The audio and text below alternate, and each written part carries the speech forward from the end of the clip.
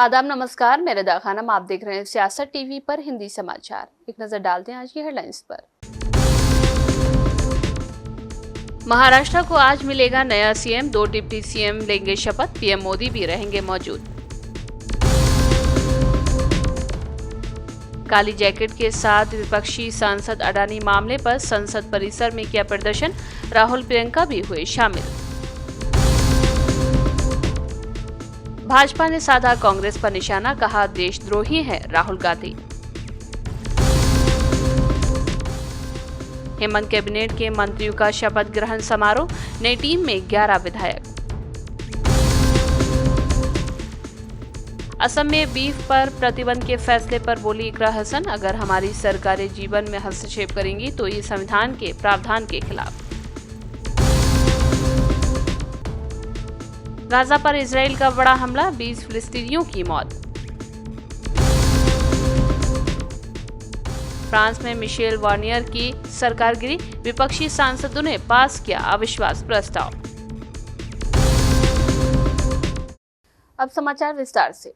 महाराष्ट्र को आज नया सीएम मिल जाएगा। शाम 5:30 बजे मुंबई के आजाद मैदान में देवेंद्र फडणवीस मुख्यमंत्री पद की शपथ लेंगे। सरकार में पिछली बार की तरह ही 2 डिप्टी सीएम भी होंगे।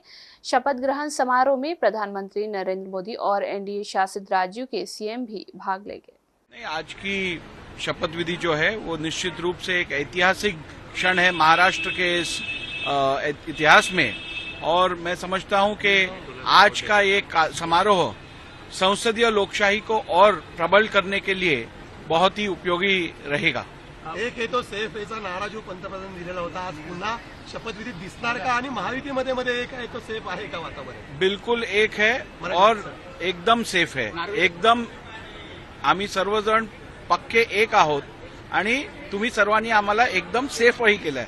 साहेब, बाकीचा जो मंत्रिमंडळाचा विस्तार होणार आहे तो कधी होणार आहे? सांगितलं जातं की 9 तारखेला इतर जो मंत्रिमंडळाचा विस्तार किंवा खाती वाटप आहे ते होणार आहे।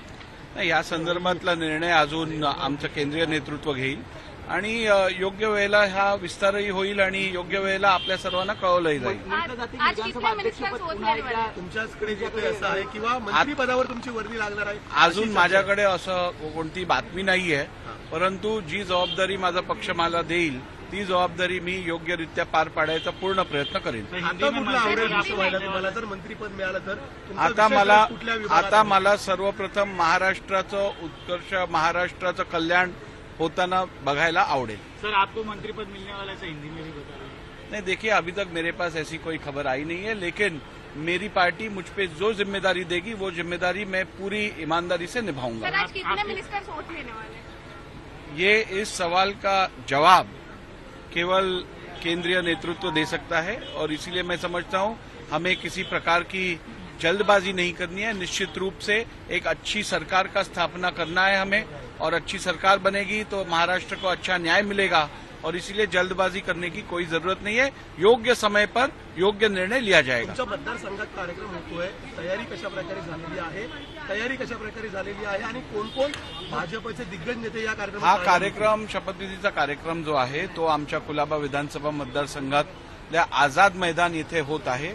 अत्यंत दिमागदार असा हा सोहळा असणार आहे। राज्यातल्या जनतेला अभिमान वाटेल आणि संसदीय लोकशाहीला अत्यंत वाव देणारा असा हा कार्यक्रम इकडे आझाद मैदानवर होणार आहे आणि संध्याकाळी 5:30 वाजता हा कार्यक्रम होत आहे।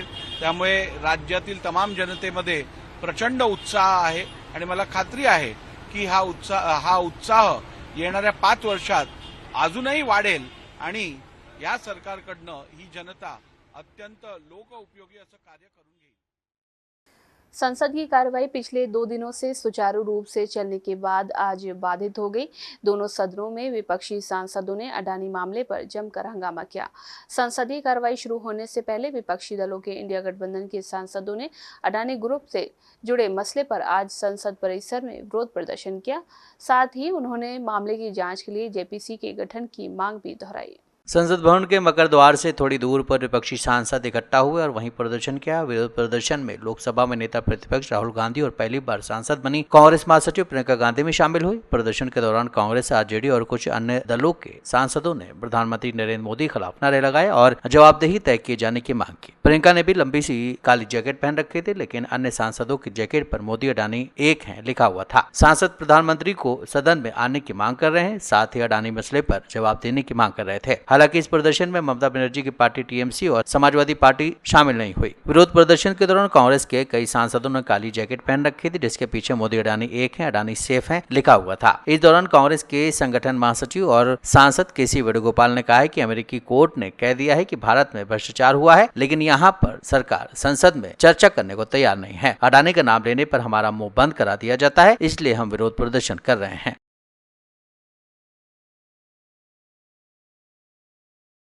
महाराष्ट्र में आज देवेंद्र फडणवीस मुख्यमंत्री पद की शपथ लेंगे, तो वहीं एकनाथ शिंदे और अजित पवार डिप्टी सीएम पद की शपथ लेंगे।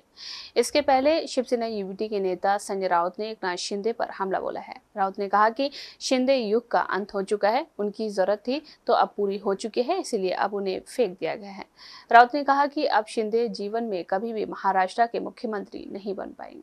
बात ऐसी है कि अब शिंदे का इरा खत्म हो गया है, 2 साल का ही था, उनकी जरूरत थी वो पूरी हो गई, अब उनको फेंक दिया है।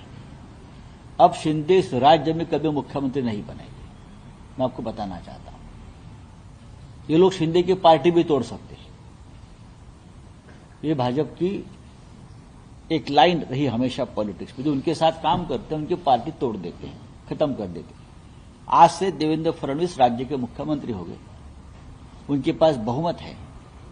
बहुमत होने के बावजूद 15 दिन तक ये सरकार नहीं बना पा रहे थे। इसका मतलब है पार्टी के अंदर या उनके महायुति में कुछ ना कुछ गड़बड़ है, और कल से गड़बड़ आपको दिखने लगेगी। ये सब है, कोई महाराष्ट्र या देश के हित के लिए काम नहीं कर रहे, ये अपना अपना जो एक स्वार्थ है, उस स्वार्थ के लिए ये लोग एक साथ आए हैं और सरकार चलाने की भाषा करते, उसमें महाराष्ट्र का हित कुछ नहीं है। लेकिन जो नतीजे महाराष्ट्र में आए हैं उसके खिलाफ राज्य की जनता गांव-गांव में सड़क पर आई है कि हमें ये नतीजे, ये निर्णय मंजूर नहीं है। फिर भी राज्यों को मुख्यमंत्री मिल रहा है, आज शपथ लेंगे, हम उनका अभिनंदन करते हैं और आने वाला जो समय आपको मिलेगा उस पद पर बैठने का, आप महाराष्ट्र के हित के लिए काम। केंद्रीय मंत्री किरेन रिजिजू ने कहा कि मैं विपक्षी दलों के व्यवहार से बहुत ही दुखी हूं। शीतकालीन सत्र शुरू होने के बाद से हम चर्चा चाहते हैं।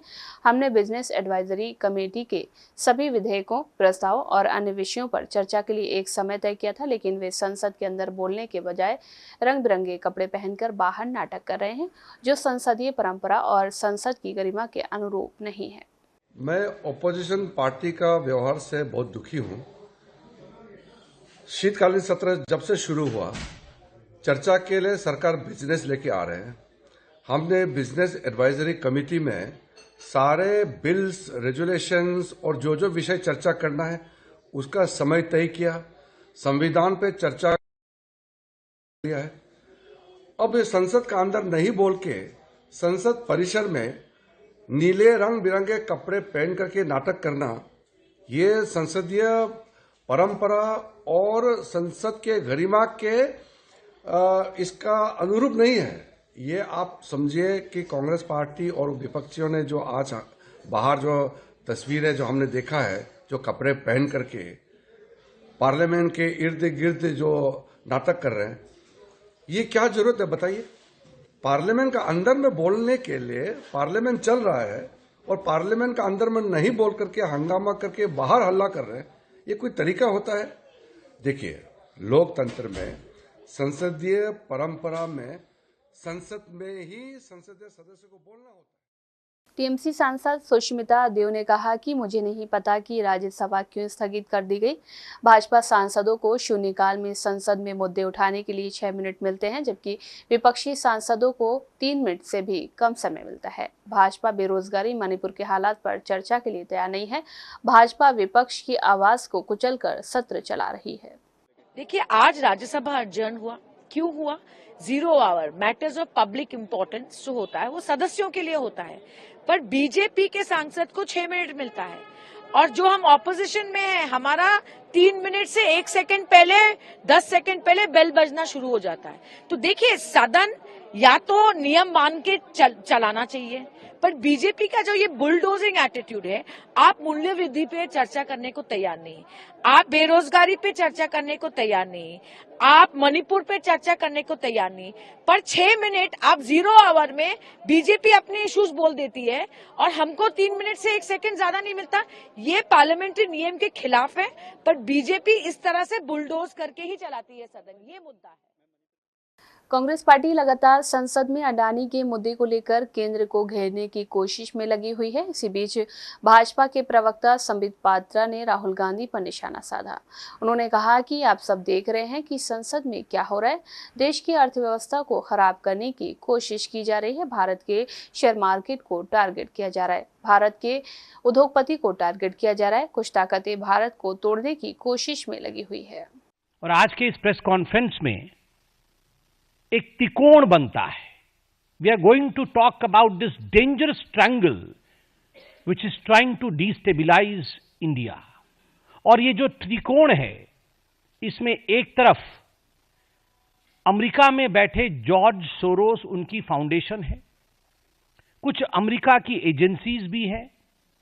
त्रिकोण के एक और एक बहुत बड़ी न्यूज पोर्टल है जिसका नाम OCCRP, organised crime and corruption reporting project, जिसके विषय में आप सब पत्रकार हैं, आप सभी जानते हैं, वह है।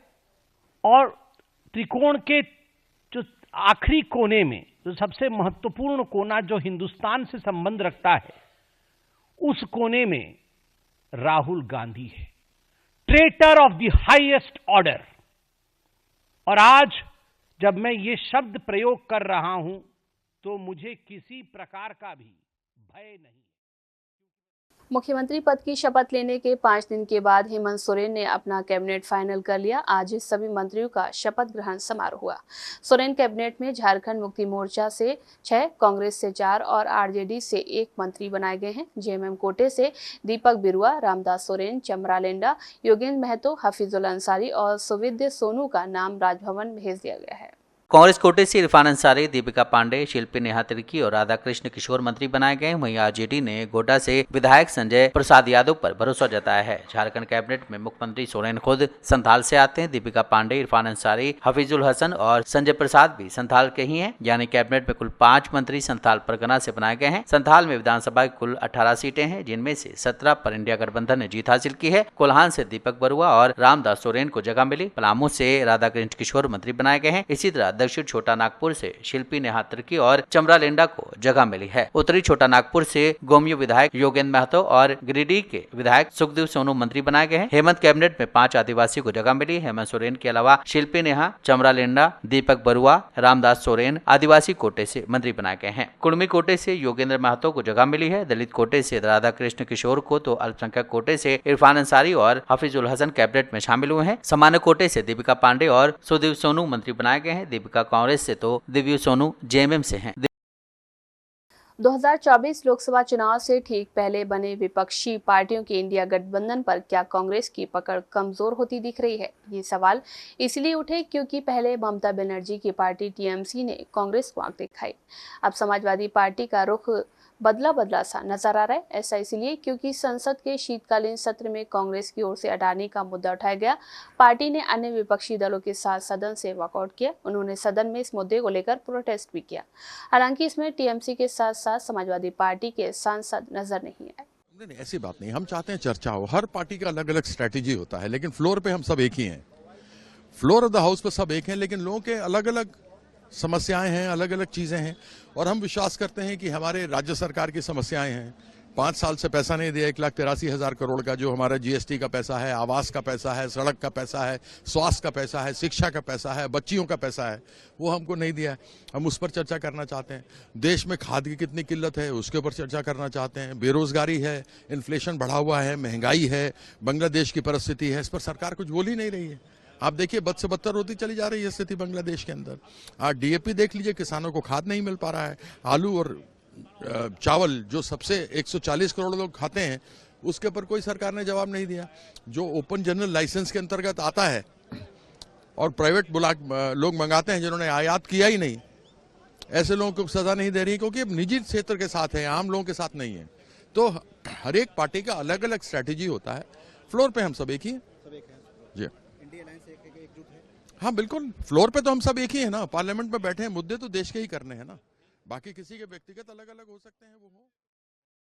असम सरकार ने बुधवार को होटल, रेस्टोरेंट और सामुदायिक समारोह सहित सार्वजनिक स्थानों पर गौमांस परोसने और खाने पर प्रतिबंध लगाने की घोषणा की। मुख्यमंत्री हेमंत बिस्वा शर्मा की अध्यक्षता में राज्य मंत्रिमंडल की बैठक में यह फैसला लिया गया। प्रतिबंध लगाने पर कांग्रेस सांसद गौरव गोगोई ने कहा कि झारखंड में हेमंत बिस्वा शर्मा के नेतृत्व में भाजपा को शर्मनाक हार का सामना करना पड़ा है। वो अपनी हार और शर्मनाक हार को छिपाने की कोशिश कर रहे हैं। देखिए, झारखंड में भाजपा की हेमंत बिस्वा शर्मा के नेतृत्व में एक शर्मनाक हार हुई है, जिसका जिम्मेवार भाजपा के राज्य के नेता नहीं या शिवराज सिंह चौहान नहीं, सिर्फ हेमंत बिस्वा शर्मा जी हैं। क्योंकि झारखंड के चुनावों में ना राज्यों के नेताओं को तवज्जो दिया गया, ना शिवराज सिंह चौहान जी को तवज्जो दिया गया, और कहीं सुनने में आया है कि पार्टी का पैसा भी बहुत खर्च हो गया है। तो अपनी इस पूरी विफलता और शर्मनाक हार को छुपाने के लिए आज ये साजिश करी जा रही है। लेकिन मेरा पूरा विश्वास है कि जिस प्रकार से झारखंड की जनता ने घुसपैठी और नफरत की राजनीति को पराजित किया, वैसे ही आने वाले चुनाव में असम के लोगों में एक ये उत्साह है कि वो हेमंत बिस्वा शर्मा के भ्रष्ट सरकार के कारनामों को दंड। आम आदमी पार्टी के राष्ट्रीय संयोजक और दिल्ली के पूर्व सीएम अरविंद केजरीवाल ने आज प्रेस कॉन्फ्रेंस कर संबोधित किया। इस दौरान उन्होंने पूर्व भाजपा विधायक जितेंद्र सिंह शंटी का आम आदमी पार्टी में शामिल होने का ऐलान किया। जितेंद्र सिंह शंटी साल 2013 में भाजपा से विधायक रह चुके हैं। उन्हें एम्बुलेंस मैन और तरह तरह के नामों से जाना जाता है। खासकर जिस तरह से उन्होंने मृत लोगों को सम्मान दिया है, उनके बारे में कोई नहीं सोचता, क्योंकि उनसे वोट तो मिलते नहीं है। अगर कोई आदमी मर जाए उसके बाद उससे वोट थोड़ी मिलते हैं। उसका ख्याल तो एक अच्छा और सच्चा इंसान ही रख सकता है, जिसके सीने में दिल धड़कता है। अभी तक मुझे बताया गया कि 70,000 से ज्यादा डेड बॉडीज को सम्मान के साथ उन्होंने शमशान घाट पहुंचा के उनका अंतिम संस्कार कराया है। खासकर कोरोना के काल में जब लोग अपने घर के लोगों की भी डेड बॉडी लेने में कतराते थे, अपने घर के लोगों की भी डेड बॉडी को एक्सेप्ट नहीं करते थे, उनका अंतिम संस्कार करने को तैयार नहीं होते थे, अस्पताल से नहीं लेके आते थे, अस्पताल वालों को कहते थे आप ही इनका अंतिम संस्कार कर दो। उस वक्त शंटी जी ने डेड बॉडीज को एक्सेप्ट करके, खुद उनको एक्सेप्ट करके और उनका सम्मान के साथ अंतिम संस्कार किया। इस वजह से इन्हें खुद भी कोरोना हो गया, और उस वक्त जब इनका पूरा परिवार कोरोना से पीड़ित था, तब भी इन्होंने अपने परिवार की चिंता किए बिना और वो अपना मिशन जारी रखा, और इस काम के लिए उन्हें पद्मश्री से नवाजा गया। इसके अलावा वो बीमार लोगों को एम्बुलेंस की सेवा प्रदान करते हैं और उन्हें समय पे अस्पताल पहुंचा के उनकी जिंदगियां बचाते हैं, उनका बीमारी में इलाज करवाते हैं, ब्लड डोनेशन का कैंप करते हैं। समाजवादी पार्टी सांसद डिंपल यादव ने कहा कि अगर विपक्ष की ओर से लगातार कोई मुद्दा उठाया गया है तो स्पीकर की जिम्मेदारी यह है कि वो अडानी मुद्दे पर चर्चा की अनुमति दे। वहीं डिंपल यादव ने आगे कहा कि जब राज्य सरकार और प्रशासन दोषी है तो वो घटना को कोई भी एंगल दे सकते हैं। भाजपा यूपी का माहौल बिगाड़ने की कोशिश कर रही है। जब खुद ही सरकार कल्प्रिट है और जब खुद ही पूरा जो प्रशासन और शासन कल्प्रिट है, तो अब जो भी वो रंग भरना चाहें वो भर सकते हैं, क्योंकि वो तो मुख्यमंत्री हैं।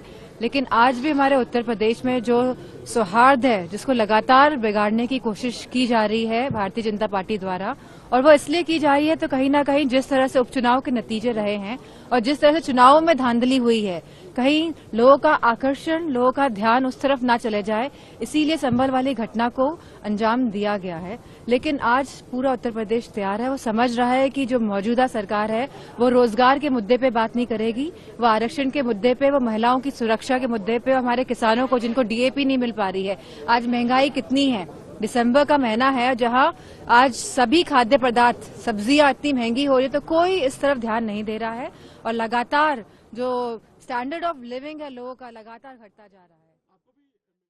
असम के मुख्यमंत्री हेमंत बिस्वा शर्मा ने कहा कि राज्य में होटल, रेस्टोरेंट, सार्वजनिक स्थलों पर गौमांस परोसे जाने पर एवं खाने पर रोक लगेगी। इस फैसले के बाद सियासी घमासान शुरू हो गया है।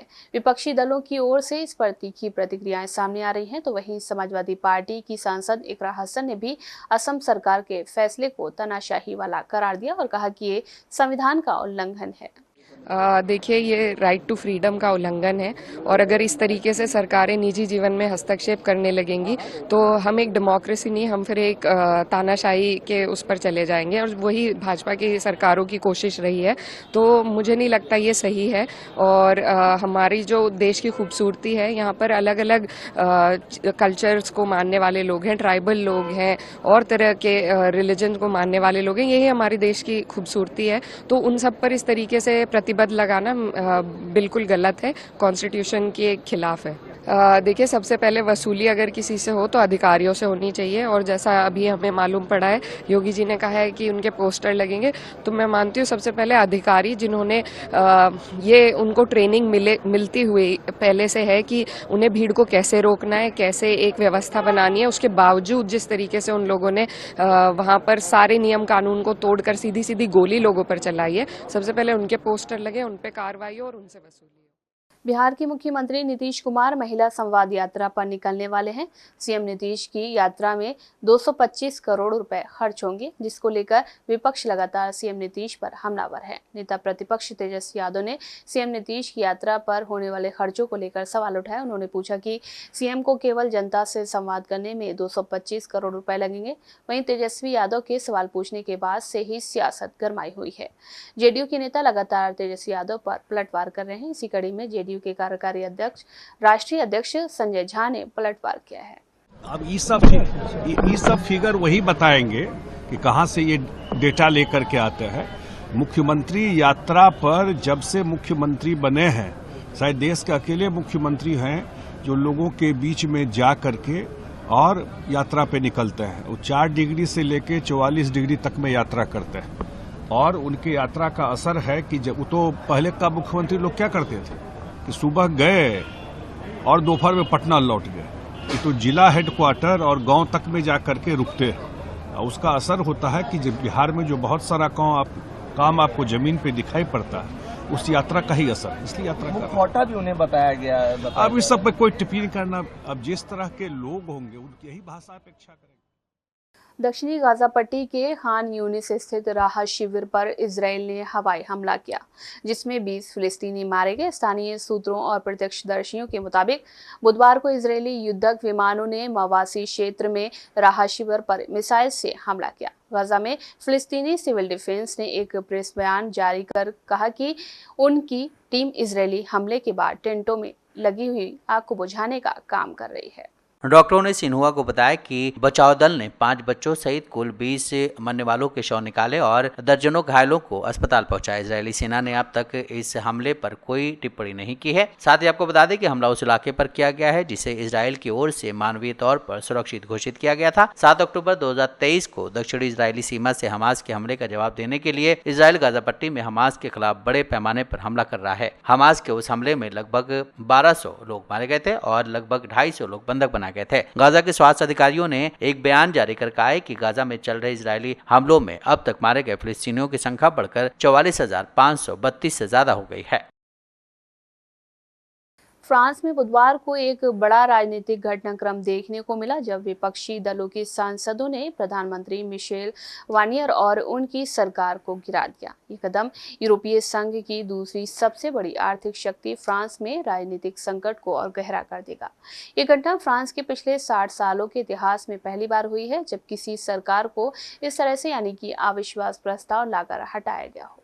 अविश्वास प्रस्ताव के पक्ष में कुल 331 सांसदों ने वोट किया, जबकि सरकार को गिराने के लिए सिर्फ 288 वोटों की ही जरूरत थी। इस परिणाम के बाद फ्रांस की सरकार गिर गई, जिससे देश की राजनीतिक स्थिरता के लिए बड़ा झटका है। प्रधानमंत्री की सरकार महज 3 महीने ही चल सकी। इस अविश्वास प्रस्ताव को लेकर सरकार का समर्थन घटने से यह स्पष्ट हो गया कि बार्नियर की सरकार का आधार बहुत कमजोर नहीं था। इस प्रस्ताव के हारने के बाद बार्नियर को राष्ट्रपति इमैनुअल मैक्रों को अपना इस्तीफा सौंपना होगा। यह घटनाक्रम राष्ट्रपति के लिए एक बड़ा राजनीतिक संकट बन गया है, क्योंकि उन्हें अब अपने राष्ट्रपति कार्यकाल के अगले 2 सालों में एक स्थिर और सक्षम प्रधानमंत्री का चयन करना होगा। फ्रांस में जुलाई में हुए आम चुनाव में किसी भी पार्टी को स्पष्ट बहुमत नहीं मिला था, जिसकी वजह से राष्ट्रपति को सितंबर में मिशेल बार्नियर को प्रधानमंत्री नियुक्त करना पड़ा। बार्नियर को अल्पमत की सरकार चलाने का जिम्मा सौंपा गया था और उन्होंने देश को नेतृत्व देने की कोशिश की, लेकिन इस दौरान उनके नेतृत्व में कई विवाद और राजनीतिक तनाव उत्पन्न हुए। विपक्षी दलों ने बार्नियर की नीतियों पर कड़ी आपत्ति जताई, खासकर सामाजिक सुरक्षा बजट को लेकर जो उन्होंने हाल ही में पेश किया था। बार्नियर सरकार के खिलाफ विपक्षी दलों का विरोध तब और तेज हो गया जब प्रधानमंत्री ने अपने प्रस्तावित सामाजिक सुरक्षा बजट में टैक्स से बढ़ाने का फैसला किया। इसका विरोध वामपंथी और दक्षिणपंथी दोनों ही पार्टियों ने किया, जो इसे देश की जनता पर अतिरिक्त दबाव डालने वाला मानते थे। हिंदी समाचार बस यही समाप्त होता है। मुझे दें इजाजत। बाकी खबरों के लिए बने रहें सियासत टीवी के साथ।